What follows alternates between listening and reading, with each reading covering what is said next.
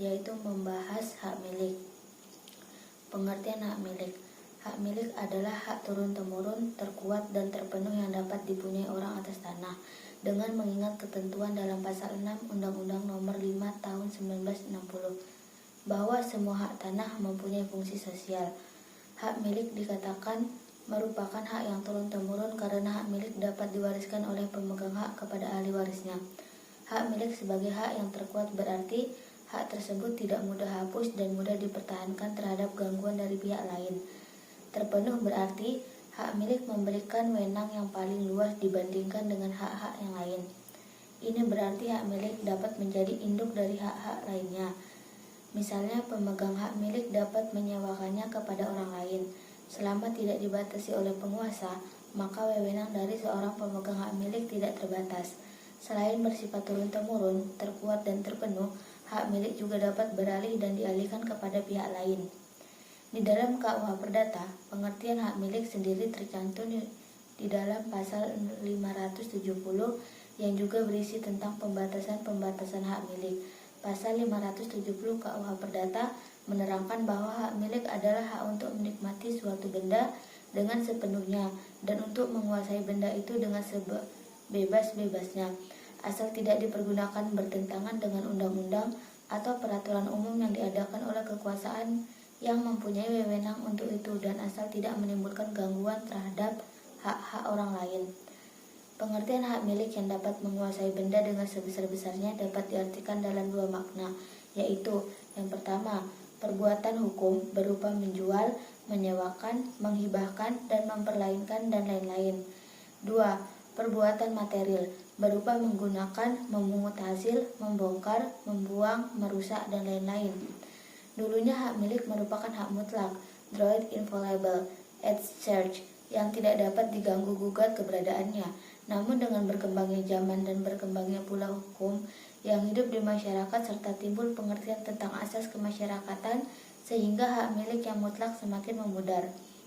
Hak milik adalah hak untuk menikmati suatu benda dengan sepenuhnya dan untuk menguasai pengertian sebagai berikut. 1. Hak milik adalah hak paling utama karena pemilik dapat menikmatinya dengan sepenuhnya dan menguasai sebebas-bebasnya. 2. Dapat menikmati sepenuhnya, artinya pemilik dapat memakai sepuas-puasnya, dapat memanfaatkan semaksimal mungkin, dan dapat memetik hasil sebanyak-banyaknya. Yang ketiga, dapat menguasai sebebas-bebasnya, artinya pemilik dapat melakukan perbuatan apa saja tanpa batas terhadap benda miliknya itu. Keempat, hak milik tidak dapat diganggu-gugat, baik orang lain atau penguasa, kecuali dengan alasan, syarat-syarat, dan menurut ketentuan undang-undang.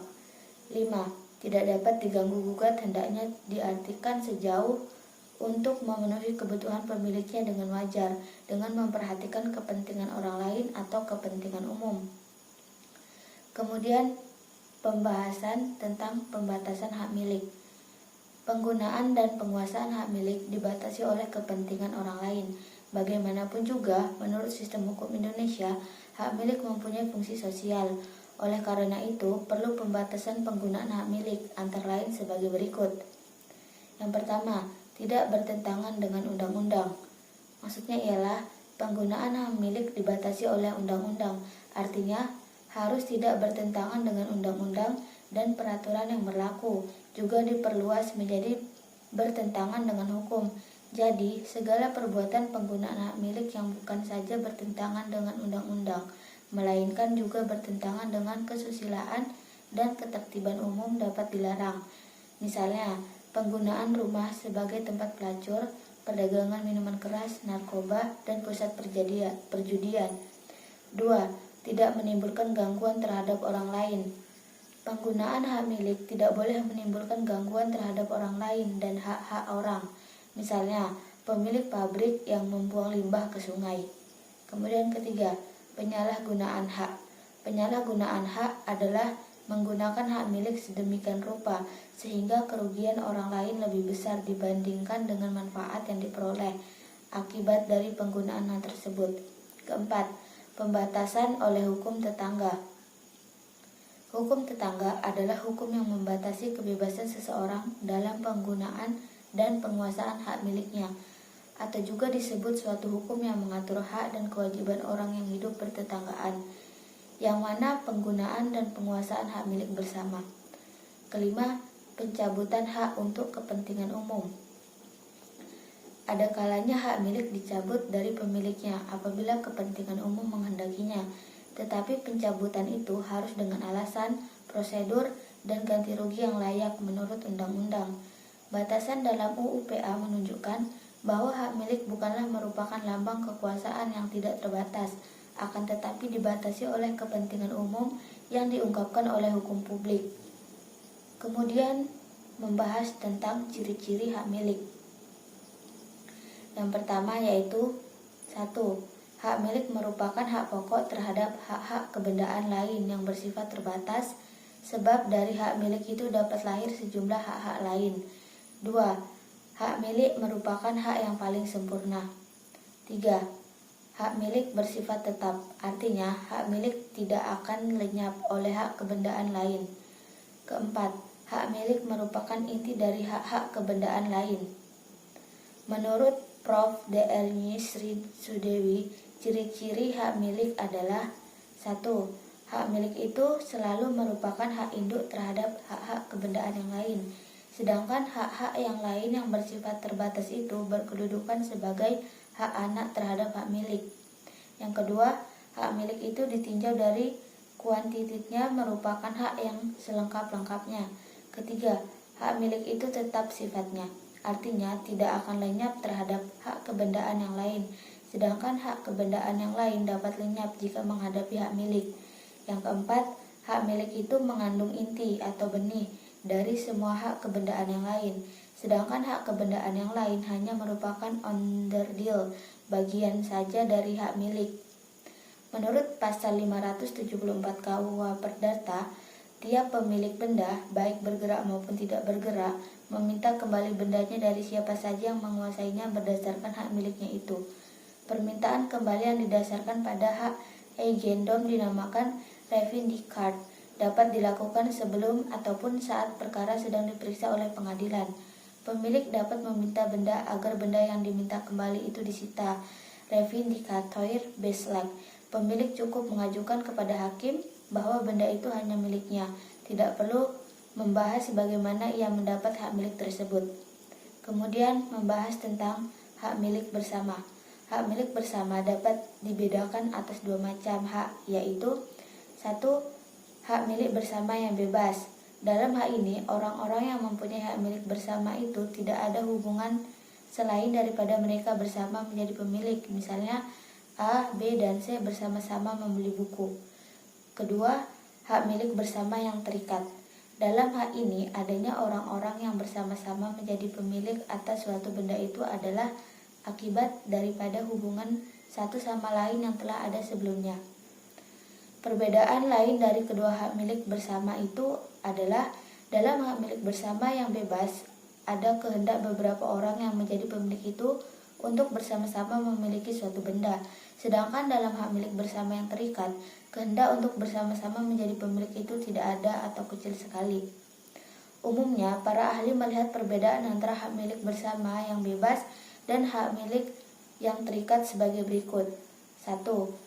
Para pemilik di dalam hak milik bersama yang bebas dapat meminta perusahaan dan pembagian terhadap benda yang merupakan hak milik bersama, sedangkan para pemilik di dalam hak milik bersama yang terikat tidak dapat meminta pemisahan dan pembagian terhadap benda yang merupakan milik bersama itu.